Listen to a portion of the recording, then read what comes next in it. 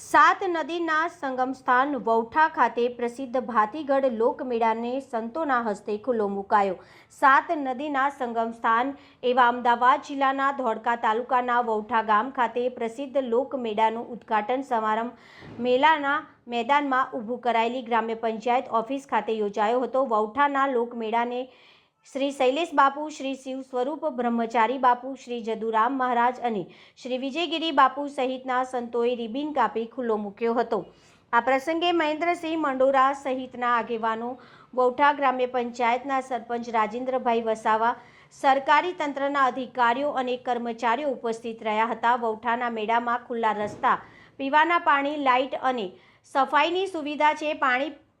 ખાણીપીણીના stalls, ચકડોળ, police ચોકી, સરકારી વિભાગોના સ્ટોલ્સ, આરોગ્ય 108 મહિલાઓની મદદ માટે અભયમ ટીમ, ફાયર ટીમ, પશુ દવાખાના સહિતની સુવિધા ઉપલબ્ધ છે। મીડિયાને માહિતી આપતા વૌઠા ગામના આગેવાન મહેન્દ્રસિંહ મંડોરાએ જણાવ્યું હતું કે વૌઠા ખાતે આજરોજ પહેલી નવેમ્બરના રોજ પૂજ્ય સંતોના સાનિધ્યમાં લોકમેળાને ખુલ્લો મૂકવામાં આવ્યો છે।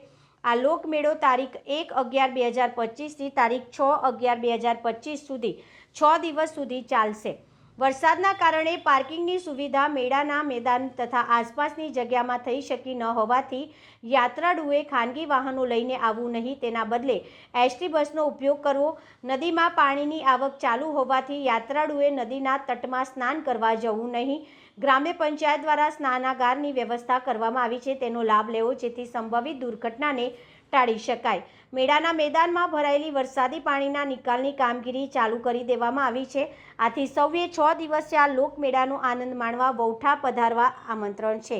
મેળા દરમિયાન કાયદો અને વ્યવસ્થાની સ્થિતિ જળવાઈ રહે તે માટે અમદાવાદ ગ્રામ્ય પોલીસ દ્વારા જરૂરી પોલીસ બંદોબસ્ત ગોઠવવામાં આવેલ છે।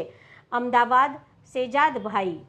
નમસ્કાર મિત્રો, હું ફિરોઝ ઈરાની આજે તમને એક નવી વાત કરવા આવ્યો છું।